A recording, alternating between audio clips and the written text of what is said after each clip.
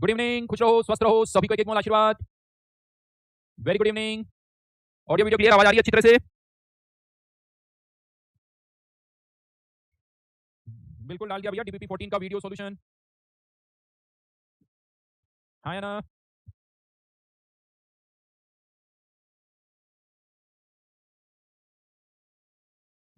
ठीक है। हाँ जी। तो चलिए भाई, डीपीपी नंबर 14 होमवर्क में दिया था मैंने लास्ट क्लास में। क्या स्टेटस है भाई डीपीपी नंबर 14 का? बढ़िया एकदम। होमवर्क पूरा होना चाहिए, देखो यार, होमवर्क पूरा होना चाहिए।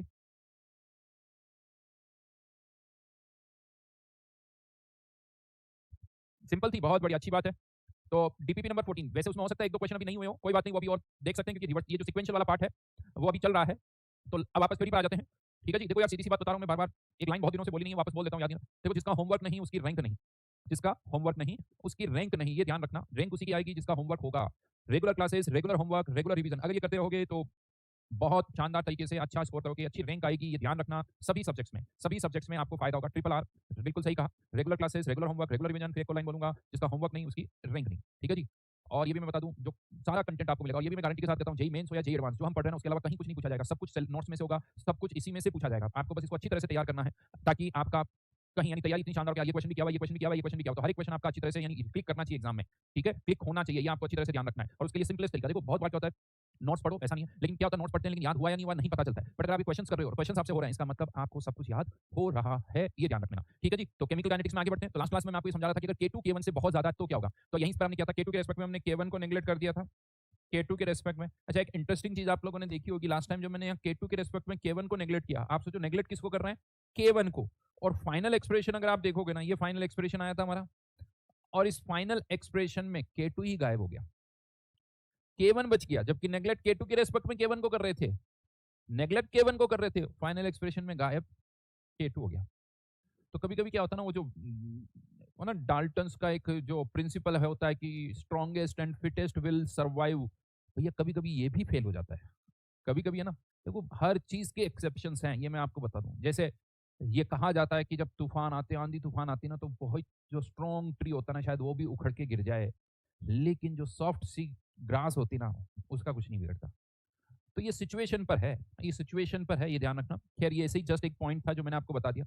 हाँ यार, गलत बोला मैंने, वो के डाल्टन्स नहीं, डार्विन का सिद्धांत। थैंक यू पार्थ, मैंने डाल्टन्स बोल दिया क्योंकि केमिस्ट्री में डाल्टन ज्यादा आता है, बट ये डार्विन का सिद्धांत था, है ना। हाँ जी बिल्कुल बिल्कुल, डार्विन का था भाई। ठीक है, तो वापस इस पर आ जाता हूँ। अब यहाँ पर मैंने आपसे क्या कहा था कि करना क्या आपको, और ये जो एक्सप्रेशन है, मतलब जितना ए रिएक्ट करेगा उतना ही पी बनेगा, क्योंकि आई बन रहा है लेकिन बनते ही वापस कंज्यूम हो रहा है, तो उसकी कंसंट्रेशन हमेशा ही बहुत कम है, ये ध्यान रखना। ठीक है।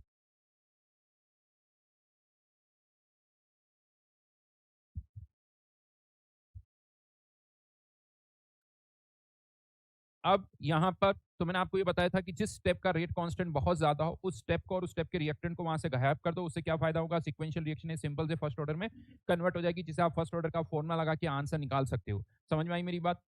यहां तक हम लास्ट क्लास में कर चुके थे, चलिए अब इसके आगे भी हम करते हैं, इसके आगे करते हैं।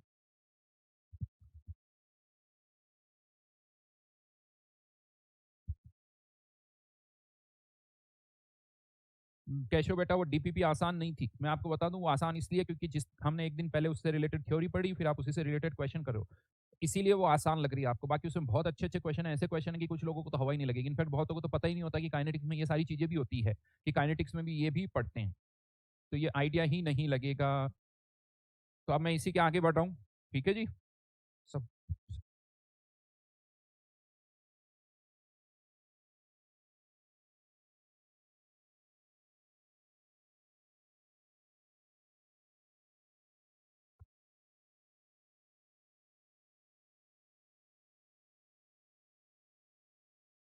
ठीक है।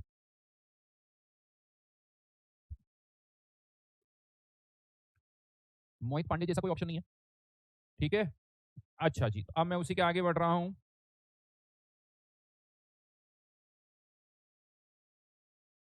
Just a minute.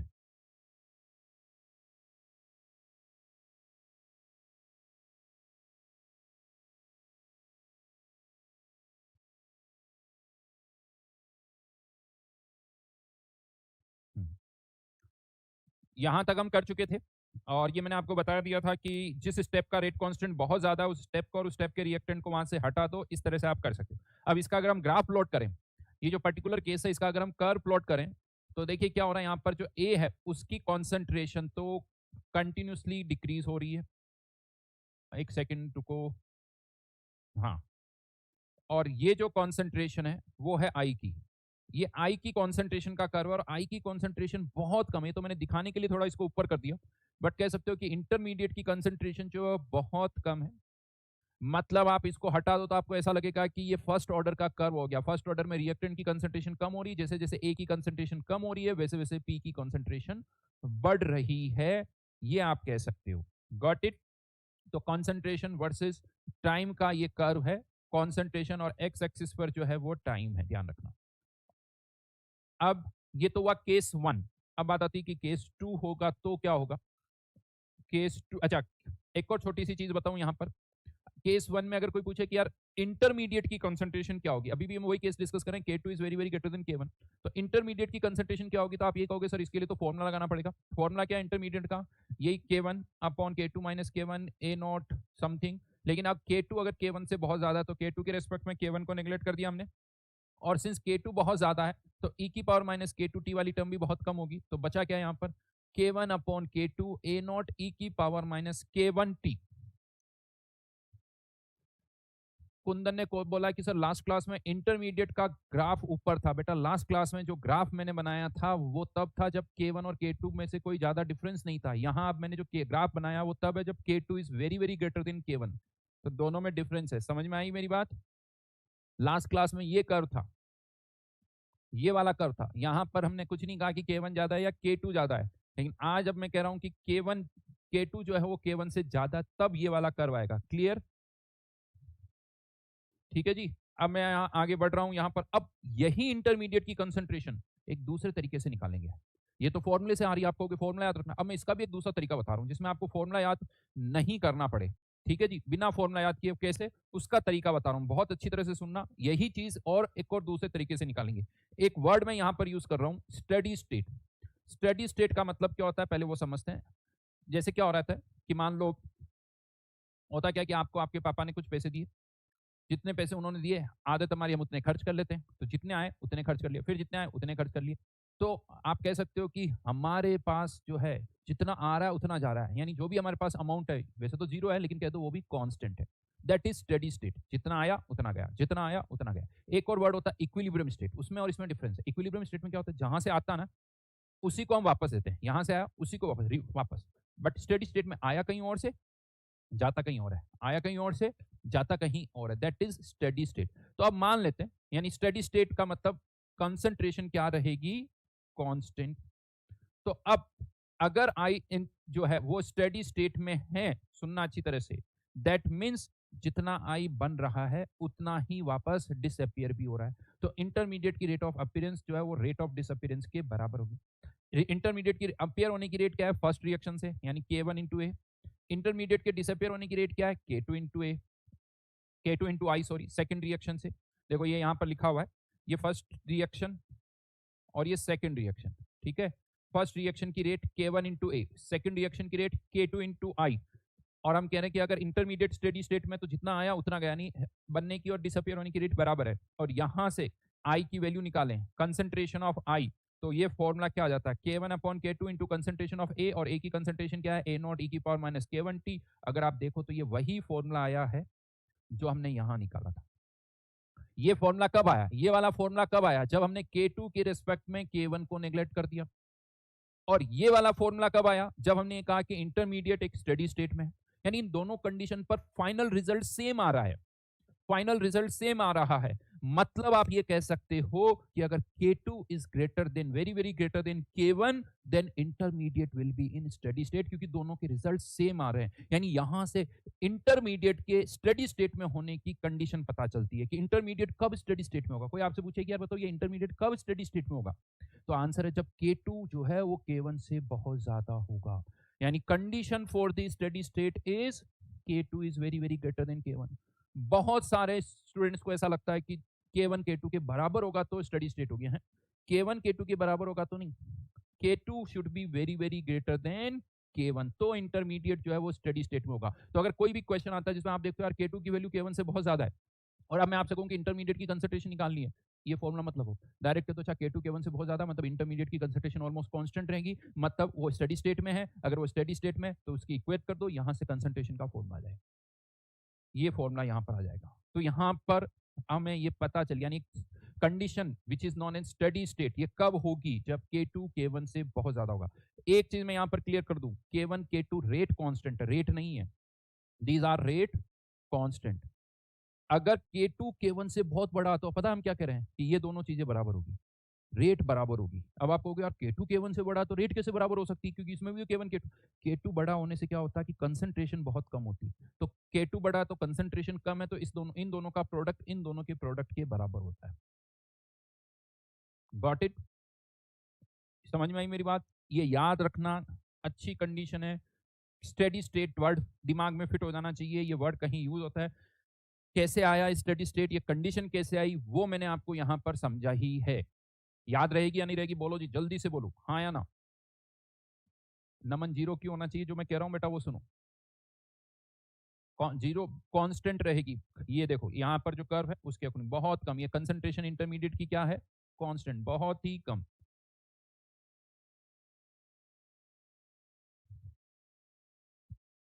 बहुत ही कम, इतनी कम कि आप उसे जीरो बोल सकते हो, लेकिन हम जीरो नहीं बोलेंगे, जीरो बोलेंगे नहीं। वैसे ये वैल्यू निकालोगे तो ये 1 से बहुत कम आएगी। ठीक है, अब दूसरा केस लेते हैं। दूसरा केस क्या है, ओके, उससे पहले एक छोटी सी चीज और समझाता हूं। सेकंड केस लेने से पहले एक वर्ड आप लोगों ने सुन रखा होगा, आरडीएस। हाँ, आरडीएस पता है इसका फुल फॉर्म क्या होता है?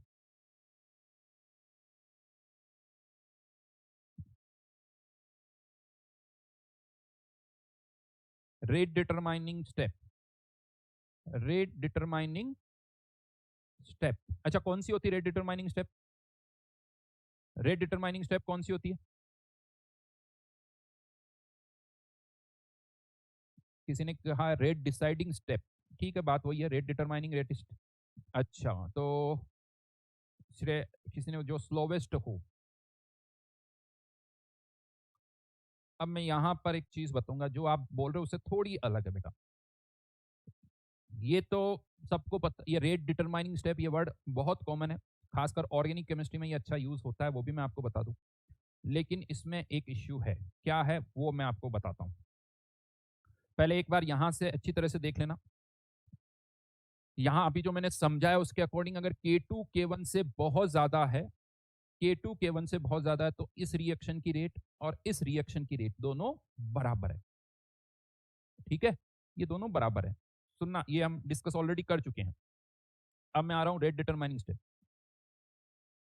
अगर K2 K1 से बहुत ज्यादा है, if K2 is very very greater than K1, तो अभी हमने देखा था कि जो फाइनल प्रोडक्ट P है उसके बनने की रेट केवल K1 पर डिपेंड करती है। फॉर्मूला भी हमारे पास ये आया था, 1 माइनस ई की पावर माइनस K1T, मतलब K2 वाली टर्म गायब हो गई।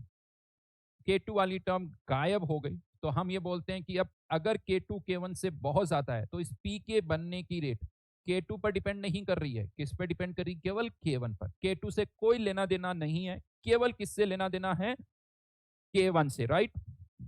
मतलब ये कौन सी स्टेप हो गई, रेट डिटरमाइनिंग स्टेप, क्योंकि P के बनने की रेट केवल की K1 पर डिपेंड कर रही है, P की कंसेंट्रेशन केवल K1 पर डिपेंड कर रही है, K2 पर डिपेंड ही नहीं कर रही है। बात सही है? तो इसी स्टेप को हम बोल देते हैं आरडीएस। क्या बोल देते हैं, आरडीएस। अगर मैं पूछूं बताओ इसमें से कौन आरडीएस है, तो आप कहोगे ये वाली स्टेप आरडीएस है। हाँ साहब, बिल्कुल सही है, कोई गड़बड़ नहीं है। कैसे डिसाइड किया आरडीएस कौन सी है, तो K1 और K2 को कंपेयर किया, K1 कम था, K2 ज्यादा था, जो ज्यादा था उसको हटा दिया, जो कम था उसको ले लिया। यहां तक तो कोई प्रॉब्लम नहीं है। प्रॉब्लम कहां आती है, जब मैं पूछता हूं कि आरडीएस क्या है, तो आंसर आता है 99.9% जो स्लोवेस्ट है। ये गलत आंसर है, ये गलत आंसर है। कैसे, ये आरडीएस है, ये तो बिल्कुल सही है, लेकिन आपने इसको क्या बोल दिया, स्लोवेस्ट। आपने स्लोवेस्ट बोला है, भाई अभी-अभी हमने प्रूव किया है, अभी-अभी हमने प्रूव किया है कि अगर K2 K1 से बहुत ज़्यादा है तो पहली और दूसरी दोनों स्टेप की रेट बराबर होगी। Intermediate will be in steady state, यानी इंटरमीडिएट इन स्टेडी स्टेट तो K1A must be equals to K2A, तो इसकी और इसकी रेट तो बराबर है। और अगर इसकी और इसकी रेट बराबर है तो ये स्लोवेस्ट कैसे होगी? ये स्लोवेस्ट कैसे हो गई? कुछ बात समझ में आई? ये स्लोवेस्ट नहीं है। हाँ, इसका रेट कांस्टेंट कम है, इसका रेट कांस्टेंट कम है, बट इसे स्लोवेस्ट मत बोलो, मत बोलो। अगर कोई आपसे कहे कि क्या ओवरऑल रिएक्शन की रेट आरडीएस पर डिपेंड करती है? यस। आरडीएस कौन सी है? जिसका रेट कांस्टेंट सबसे कम हो, जिसका रेट कांस्टेंट सबसे कम हो। लेकिन ये सेंटेंस बोलने वाला बेटा देखो दुनिया में मैं मिलूंगा आपको और कोई दूसरा नहीं मिला। अगर आपको आप कहीं से भी पूछो, किसी से भी पूछना, किसी से भी, आरडीएस तो स्लोवेस्ट, आरडीएस स्लोवेस्ट। अगर मैं वो बोलूंगा तो यहाँ कंफ्यूजन होगा। अगर आपके दिमाग में फिट हो गया आरडीएस तो स्लोवेस्ट होती है, तो क्वेश्चन करते करते आप इसको स्लो और इसको फास्ट मानोगे, जबकि मैंने तो बोला है कि अगर K2 K1 से ज्यादा है तो इसकी और इसकी रेट बराबर होगी, कंफ्यूजन हो जाएगा। हाँ देखो, और एक्चुअली क्या होता है इसका एक और कारण मैं बता दूं। ऑर्गेनिक में ये ज्यादा यूज होता है। और अब देखो यार, ऑर्गेनिक केमिस्ट्री में इतनी पूरी मैथ्स आपको कोई बताए, क्योंकि ये सारा डिटेल डिस्कशन मैं ये आपको इसलिए बता पा रहा हूँ कि पहले मैंने आरडीएस समझाया, फिर मैंने स्टेडी स्टेट समझाया, अब मैं यहाँ पर इस स्टेज पर पहुंचा हूँ ताकि आपको समझा सकूं। अभी भी मैं कह सकता हूँ, बहुत सारी जनता को लग रहा है अरे सर गलत पढ़ा रहे हैं, अरे सर गलत पढ़ा रहे हैं, छोड़ो छोड़ो, वही होता है आरडीएस मतलब स्लोवेस्ट, छोड़ो सर को नहीं आता। बहुत सारी जनता तो ये सोच रही। अच्छा, और जिनको लग रहा होगा हाँ सर ने कुछ सही पढ़ाया है, लेकिन क्या होगा, चलो क्रॉस चेक करता हूँ, किसी और से पूछता हूँ, वो 4 लोगों से पूछेगा, सारे लोग जो मैंने बोला है कोई भी मेरे सपोर्ट में नहीं आएगा। उन्हें लगता है अरे छोड़ो यार, जबरदस्ती तुम्हें उलझाया जा रहा है, जबरदस्ती तुम्हें कंफ्यूज किया जा रहा है। ऐसे ही जवाब मिलेंगे। अब क्या होता है, कोई चीज़ 10 लोग गलत बात भी बोले ना तो लगता है यही सही है, सब यही सही है, वो ऐसा लगता है। तो इसीलिए तुम अगर इस चीज़ को किसी और से वेरीफाई करोगे तो मैं पहले ही आंसर बता दूँ। अगर वेरीफाई करना है तो खुद अपने मन से करो, खुद कॉन्सेप्ट से चेक करो, दुनिया में कोई तुम्हें नहीं समझाएगा, ये मैं गारंटी के साथ कहता हूँ। अप्रोच तुम्हारे सामने है। अगर मुझसे ये कहोगे, अगर मैं ऐसे ये कहूँ कि K1 K2 को ये कहे कि क्या ये आरडीएस है, बिल्कुल, या अगर K2 is very very greater than K1 तो कोई ये कहे ये आरडीएस है, बिल्कुल ये आरडीएस है। यहाँ तक कोई प्रॉब्लम नहीं। क्या पीके बनने की रेट इस K1 पे डिपेंड करेगी केवल? यस, ये भी सही स्टेटमेंट है। लेकिन कोई ये कहे कि ये स्लो है और ये फास्ट है तो गलत है। अगर कोई ये कहे कि ये स्लो और ये फास्ट है तो ये गलत आंसर है। और एक और चीज़ मैं बता दूँ, एक और चीज़ मैं आगे, ये देखो क्या होता है ना, कभी-कभी कुछ चीज़ें क्या है, कौन इतना मगजमारी करे, स्लोवेस्ट बोलो, समझ में फटाफट आ जाता है, बात खत्म। तो कभी-कभी क्या होता है, कुछ गलत तरीके से भी कोई चीज़ जल्दी समझ में आ रही ना, तो हम वो कर लेते हैं कि एक तो क्या आधे घंटे तक समझाओ, फिर समझ में आएगा, इससे अच्छा छोड़ो यार, किसी और तरीके से समझा दो, बात खत्म हो जाएगी। तो ऐसा करते हैं यार, क्योंकि मेन पर्पस कुछ और होता है, तो ये कोई गलत चीज़ नहीं है। ऐसा किया जाता है। यहाँ पर इवन ये तो मैं छोड़ो, केमिस्ट्री में भी, अगर आप फिजिकल केमिस्ट्री की भी बहुत सारी बुक्स में ऐसा होता है। यहाँ पर मैं आपको बताऊँ, कभी-कभी कोई ये लिखता है ना, ए से बी ये एक फास्ट रिएक्शन है, ए से बी एक फास्ट है, ऐसे लिख दिया जाता है फास्ट। इसका मतलब पता है क्या है? बहुत लोगों को लगता है ये फास्ट हो गया। अरे भाई, कोई भी रिएक्शन आपको पता है, अगर कन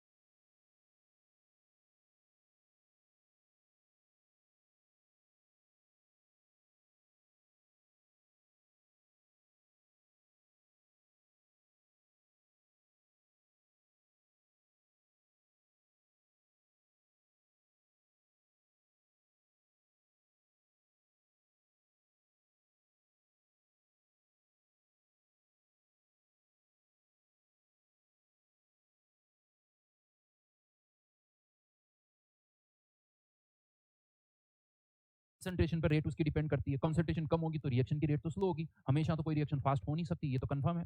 हमेशा नहीं हो सकती। तो ये फास्ट का मतलब पता क्या है? अगर कहीं ऐसा लिखा हुआ फास्ट, इसका मतलब इसका रेट कांस्टेंट ज़्यादा है।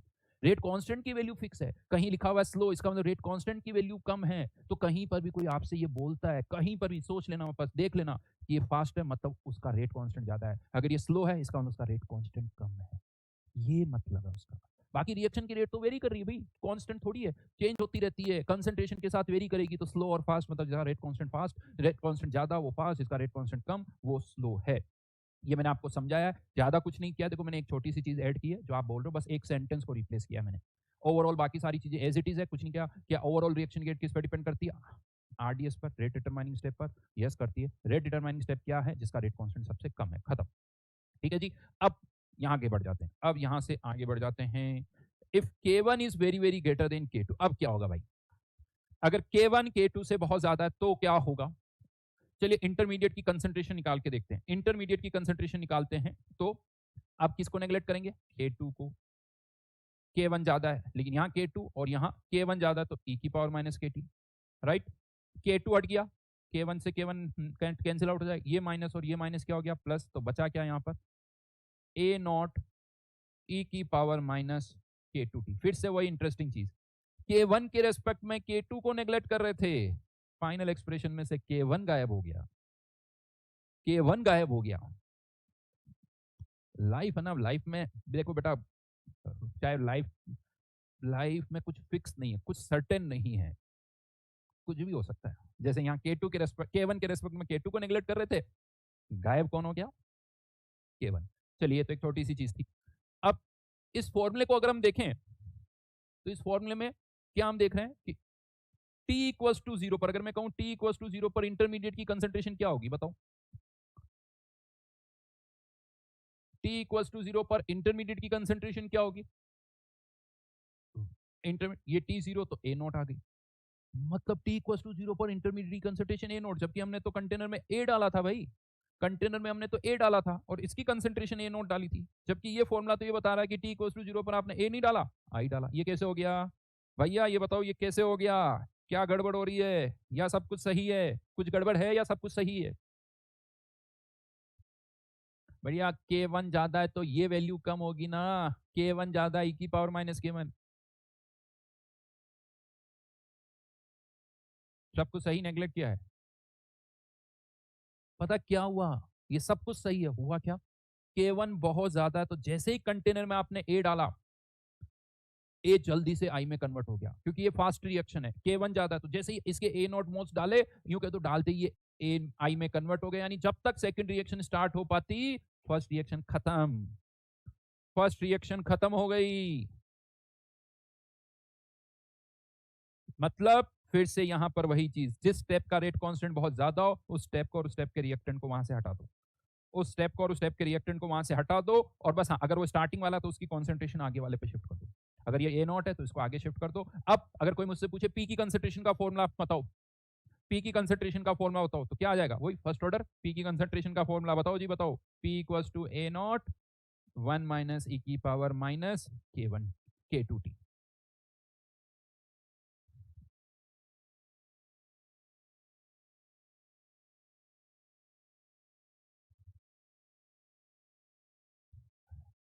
ठीक है, अब कोई स्टेडी स्टेट नहीं है बेटा, यहाँ स्टेडी स्टेट नहीं, स्टेडी स्टेट की condition K2 should be very very greater than K1, यहाँ कोई स्टेडी स्टेट की कंडीशन नहीं है, ये स्टेडी स्टेट नहीं है। थोड़ा सोचो, स्टेडी स्टेट में कांस्टेंट होनी चाहिए, यहाँ तो कुछ नहीं, सडनली इंटरमीडिएट की कंसंट्रेशन बढ़ गई। अगर मैं आपसे कहूँ इसका ग्राफ प्लॉट करो, अगर मैं आपसे कहूँ कि इसका कर्व प्लॉट करो, तो हो क्या रहा है? ए की कंसंट्रेशन सडनली कम हो रही है, ये ए की कंसंट्रेशन का कर्व सडनली डिक्रीज हो गई, जैसे ही आपने डाला खत्म। ये किसकी कंसंट्रेशन का कर्व है? ए की। हाँ, अगर आप मुझसे पूछोगे व्हाट अबाउट इंटरमीडिएट कंसंट्रेशन, तो जितनी जल्दी ए की कम हुई उतनी जल्दी आई की बढ़ी, तो ये यहाँ पर ऐसे बढ़ गई, ये एकदम पास में है, एकदम पास में।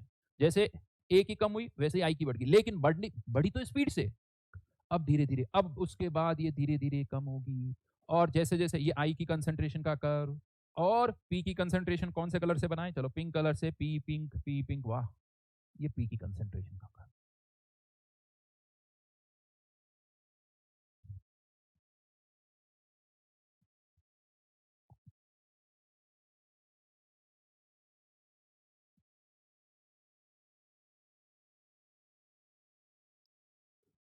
तो यहां पर अब आप सोचो, कोई बड़ा फॉर्मूला याद नहीं करना है, कोई बड़ा फॉर्मूला याद नहीं करना। अगर क्वेश्चन ऐसा आता कि K1 K2 से बहुत बड़ा है, आपको क्या ये बड़े बड़े फॉर्मूले यूज करने नहीं करने? अगर K2 K1 से बड़ा है तो क्या बड़े बड़े फॉर्मूले यूज करने? नहीं, सारे बड़े बड़े फॉर्मूले चले गए। मैं गारंटी के साथ कहता हूं, वैसे अभी आया नहीं है, लेकिन जेई एडवांस में इन पर क्वेश्चन जरूर आएगा। जिस दिन एडवांस में किसी प्रोफेसर को लग रहा है कि आप थोड़ा अलग क्वेश्चन देना है, उसके पास यही ऑप्शन बचा है, उसके पास यही ऑप्शन बचा है, आएगा जरूर। अब वो 1 साल 2 साल 3 साल 4 साल 5 साल आएगा जरूर, ये मैं लिख के देता हूँ।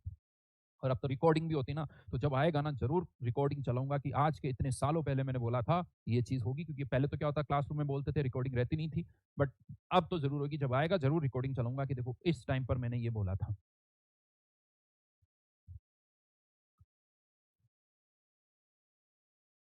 ठीक है जी, समझ में आया।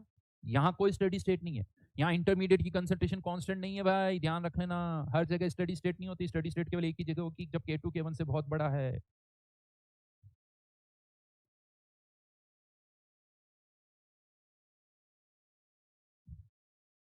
अच्छा, अब किसी की दिल की तमन्ना थी जब मैं ये केसेस ले रहा हूँ ना, sir case one case two, फिर कहता सर भाई दिव्य अगर K1 K2 के बराबर हुआ तो क्या होगा। चलो आपकी इच्छा ये भी पूरी कर देते हैं। अगर K1 K2 के बराबर है तो क्या होगा, बताइए जी बताइए। अच्छा मैं डायरेक्ट पूछता हूँ, what about concentration of intermediate, intermediate की कॉन्सेंट्रेशन क्या होगी। फॉर्मूला याद हुआ, याद होना चाहिए, मैंने कहा था लास्ट क्लास में भी, खाना खाने से पहले जरूर रिकॉल कर लेना, क्योंकि ये फॉर्मूला तो याद करना ही होता। अब K1 K2 के बराबर है तो क्या इंटरमीडिएट की कंसेंट्रेशन, कोई कह रहा है जीरो, कोई कह रहा है इन्फानेट, देखो आंसर में डिफरेंस देखो, एक का कहना है जीरो, एक का कहना है इन्फानेट।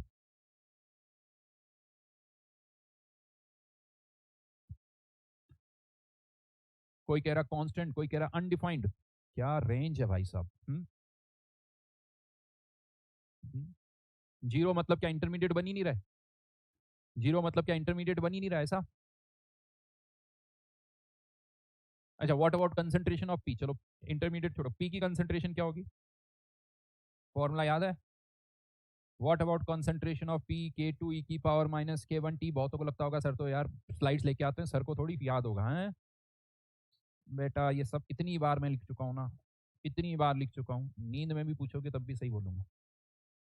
तो ये भी कह सकते हो, क्या बोलूँ इन्फानाइट, देखा जाए तो ये 0/0 फॉर्म आ रही, ई की पावर K1 t, ये भी और ये भी 0/0 फॉर्म है, जीरो नहीं है 0/0 फॉर्म है। तो अब क्या करें, तो क्या करते हो बेटा, 0/0 फॉर्म होती है तो ऐसे नहीं होगा, लिमिट लगानी पड़ेगी, लिमिट लगाओगे तो आंसर आएगा।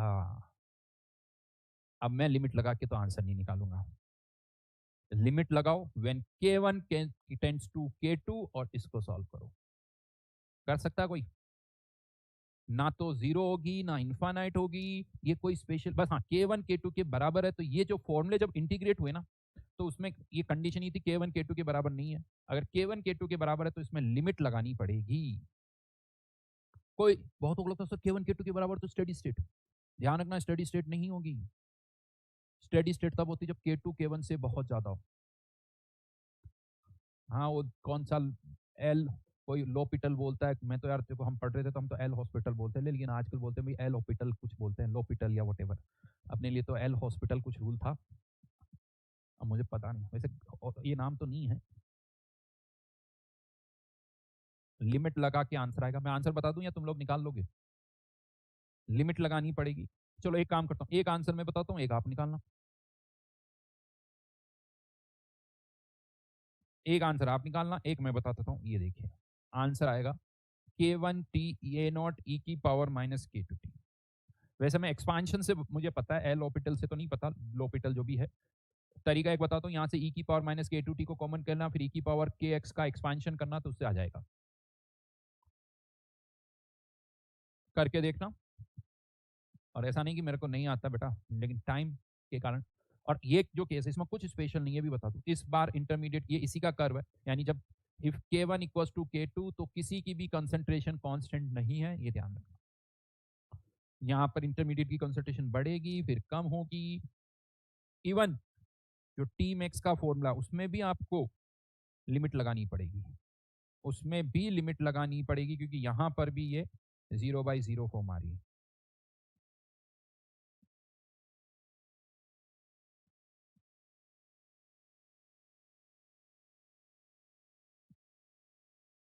बेटा जब पढ़ाएंगे तब पढ़ लेना, अगर किसी ने लिमिट नहीं पढ़ा है तो कोई बात नहीं, ये आंसर नोट कर लो, K1 t A0 e की पावर माइनस K1 t, यहाँ K1 लिखो या K2 कोई प्रॉब्लम नहीं है। बेटा तीरथ सब मैं ही कर दूं, है तुम भी कुछ करोगे, करना बेटा खुद करना। चलिए ये तीनों केसेस हो गए। तो फाइनली सिक्वेंशियल रिएक्शन से रिलेटेड मैंने पार्ट आपको बता दिया। अब यहाँ पर देखो, जो सिक्वेंशियल रिएक्शन हमने कंसिडर की ना, बड़ी सिंपल सी रिएक्शन थी, A converting into I converting into P. कह सकते हो सभी का कोफिशिएंट 1 1 था, एक इंटरमीडिएट था, तो एक सिंपलेस्ट केस हमने लिया था। बट आपको भी पता है कि रिएक्शन तो काफी ज्यादा कॉम्प्लिकेटेड होती है, एक से ज्यादा रिएक्टेंट भी होते हैं, प्रोडक्ट भी एक से ज्यादा होते हैं, इवन इंटरमीडिएट भी एक से ज्यादा हो सकते हैं। तो अगर ऐसी कॉम्प्लेक्स रिएक्शन है तो फिर क्या होगा? हाँ, ये इस कर्व में कुछ स्पेशल नहीं है, ये मैं बता दूं, इस कर्व में कुछ भी स्पेशल नहीं है। हाँ जी, आस्था ने पूछा क्या ये सब नीट के लिए भी है क्या? यार देखो, नीट में तो इसके चांसेस बहुत कम है, मैं आपको बता दूं। जेईई मेंस में भी देखो इतने टफ क्वेश्चन के चांसेस कम है, लेकिन जेईई मेंस वालों को पता नहीं होता है कि कौन सा टफ है कौन सा सिंपल है। तो इसके चांसेस जेईई एडवांस में ज्यादा है, ये मैं बहुत क्लियरली बता दूं। नीट में बहुत कम चांसेस है। ठीक है, तो अब मान लो अगर कोई कॉम्प्लेक्स रिएक्शन है तो क्या होगा? तो चलिए कॉम्प्लेक्स रिएक्शन की बात करते हैं, मतलब और ज्यादा कॉम्प्लिकेटेड रिएक्शन है। कुछ एग्जाम्पल दे रहा हूँ, rate low for complex reaction. दो एग्जाम्पल मैं यहां पर लूंगा। ये पहला एग्जाम्पल है, NO2 plus F2 converting into twice NO2F।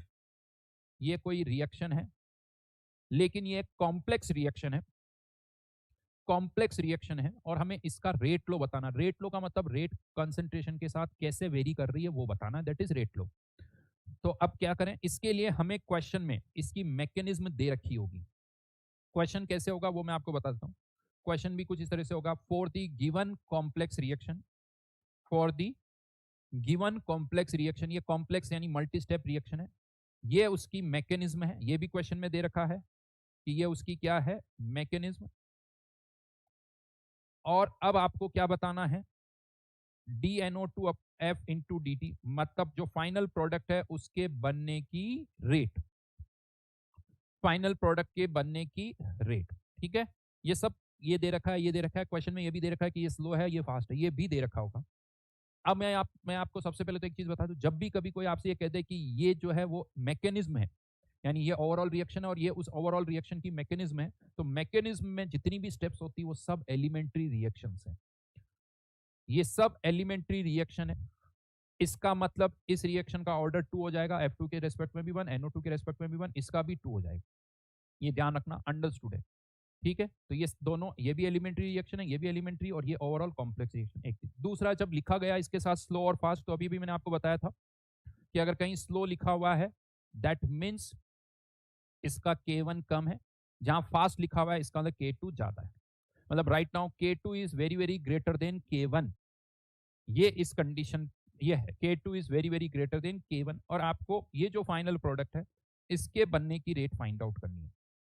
ठीक है, अब इस क्वेश्चन को एक तो कि अब आप सोचो ये भी सिक्वेंशियल वाला ही क्वेश्चन है, इन दोनों की रिएक्शन से एक इंटरमीडिएट बन रहा है F, साथ में प्रोडक्ट भी बन रहा है, एक प्रोडक्ट इंटरमीडिएट, ये इंटरमीडिएट फिर NO2 के साथ रिएक्ट करके एक और प्रोडक्ट बना रहा है।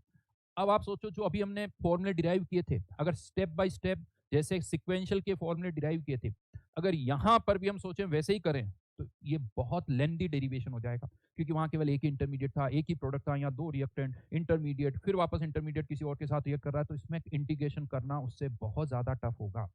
तो हम क्या करना चाहते हैं कि इसका कोई शॉर्टकट तरीका ढूंढ रहे हैं। हम नहीं चाहते कि हम इतनी मेहनत करें लेकिन आंसर वही आए, तो शॉर्टकट तरीका है। क्या है वो शॉर्टकट तरीका, वो मैं आपको बताऊंगा। अब शॉर्टकट तरीके दो हैं, जो हमने वहां सीखे थे वही वाला, जिस स्टेप का रेट कांस्टेंट बहुत ज्यादा उसको हटा दो, हाँ या ना। तो उससे हमें पता चल गया कि कोई भी रिएक्शन है RDS यानी रेट डिटरमाइनिंग स्टेप, ये कुछ चीजें हमें पता चल गई, rate determining step, steady state, याद है। तो राइट नाउ भी K2 K1 से ज्यादा है। तो अब यहां पर फॉर्मूला कैसे आएगा, तो पहला मेथड जिसे हम बोलते हैं RDS मेथड।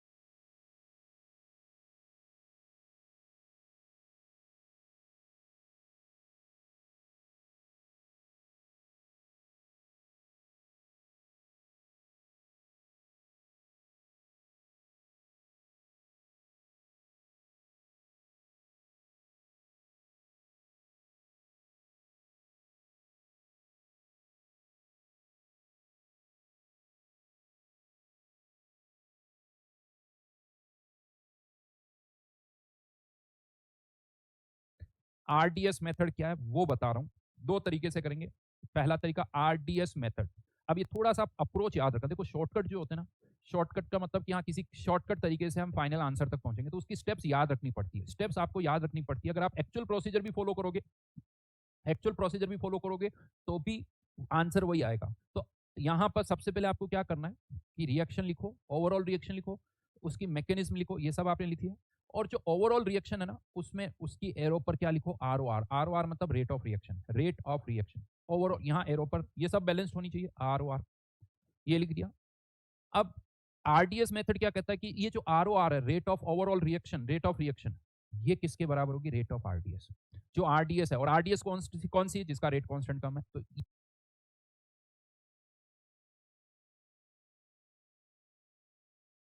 ये इस रिएक्शन की रेट इस रिएक्शन की रेट के बराबर है। यानी आपको इससे कोई लेना देना नहीं, K2 से कोई लेना देना नहीं, भूल लो। केवल किससे मतलब है, K1 से। अब आपसे कोई पूछे कि इस रिएक्शन की रेट क्या होगी, तो सीधा सीधा K1, इस रिएक्शन की रेट K1 इंटू NO2 की पावर 1 F2 की पावर 1। तो ये आरडीएस की रेट क्या होगी, K1 NO2 की पावर 1 F2 की पावर 1। हाँ, अब बात आती है आर ओ आर, ये क्या, रेट ऑफ रिएक्शन। इसको आप NO2 की टर्म्स में भी, F2 की टर्म्स में और NO2F की टर्म्स में भी लिख सकते हो। बट रेट ऑफ रिएक्शन है तो क्या लिखोगे, 1/2 DNO2 अपॉन dt। 1/2 आना चाहिए, ये जनता मिस कर देती है। 1/2 आना चाहिए।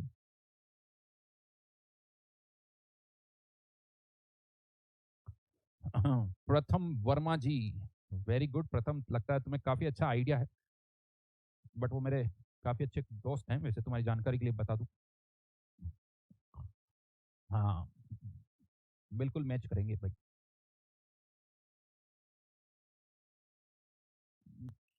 प्रखर कह रहा सॉरी सर मेरा होमवर्क पूरा नहीं हो पा रहा तो प्रॉब्लम हो रही है। बेटा अब कौन करेगा तुम्हारा होमवर्क रखने के लिए, कोई आदमी तो नहीं रख सकते। 1/2 कैसा है बेटा, ये रेट ऑफ रिएक्शन है। रेट ऑफ रिएक्शन लिखोगे तो कैसे लिखोगे, इसकी rate of reaction 1/2 stoichiometric coefficient DNO2 upon F। Rate of reaction लिखनी है, ये रेट ऑफ रिएक्शन है, तो रेट ऑफ रिएक्शन तो ऐसे ही लिखोगे। चलो अभी आगे बढ़ते हैं। माइनस नहीं होगा बेटा, अपीयर हो रहा है तो माइनस नहीं होगा, बन रहा है। NO2 की टर्म्स में लिखोगे तो माइनस, F2 की टर्म्स में लिखोगे तो 1/2 नहीं आएगा, लेकिन F2 की टर्म्स में भी माइनस आएगा, NO2 की टर्म्स में भी माइनस आएगा। That's it. अच्छा इसमें F नहीं लिखा, लिख लेना यार ये, सॉरी। चलो यहाँ F नहीं लिखा तो F लिख लेना, और अगर F नहीं लिखते हो तो यहाँ माइनस लगा देना, ठीक है। यहाँ F लिखना यार, बिल्कुल F होगा। यहाँ NO2F लिखना। वैसे मैं बता दूं, इसको ऐसे भी लिख सकते हो, चलो मैं लिख ही देता हूँ। यहाँ F हटा दो, म- तो यहाँ माइनस लगा देता हूँ ताकि अच्छी तरह से दिखे। यहाँ माइनस लगा दिया, यहाँ प्लस लगाऊंगा, NO2F लिख सकता हूँ, ये प्लस है। और एक और चीज़, -DF2 अपॉन dt, जैसा चाहो वैसा लिख सकते हो, जैसा चाहो। सारे ऑप्शन लिख दिए बेटा, इस रिएक्शन से कोई लेना देना ही नहीं, बात खत्म। This is RDS method, simplest. लेकिन अब यही आंसर स्टडी स्टेट से निकालेंगे, स्टडी स्टेट से निकालेंगे। यही आंसर कैसे निकालेंगे, अब स्टडी स्टेट की अप्रोच अलग है। देखो मिक्सअप मत करना, यहाँ कैसे कर रहा हूँ उसका तरीका फिक्स है, यहाँ ही नहीं ऐसे क्यों कर रहे हो, इसी तरीके से करने से आंसर आएगा। शॉर्टकट है, शॉर्टकट में कोई ये नहीं कि ऐसे क्यों कर रहे हो, ऐसा करना है। तो जो शॉर्टकट तरीके होते हैं उसमें क्या करना है ये पता होना चाहिए, ठीक है। तो अब बेटा ये यहाँ से नहीं लिख रहा हूँ, यहाँ से लिख रहा हूँ, यहाँ से लिख रहा हूँ, तो यहाँ पर भी 1/2 आएगा, यहाँ पे भी 1/2 आएगा, यहाँ नहीं आएगा। क्लियर, सब कुछ सही लिखा हुआ है। तीनों में से ये भी लिख सकते हो, सब लिख सकते हो। रेट ऑफ रिएक्शन किसी भी टर्म्स में लिख सकते हो, क्यों कंफ्यूजन। रेट ऑफ रिएक्शन में इसकी टर्म्स में लिख सकता हूँ, F2 की टर्म्स में लिख सकता हूँ, इसकी टर्म्स में लिख सकता हूँ।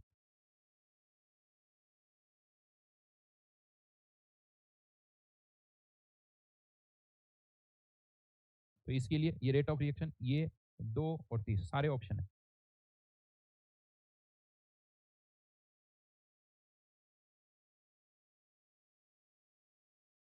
यहाँ ये वैल्यू करे, ये चेंज नहीं होगा, ये फिक्स है, इसमें कोई चेंज नहीं होगा, ये फिक्स है। अब आगे बढ़ रहा हूँ।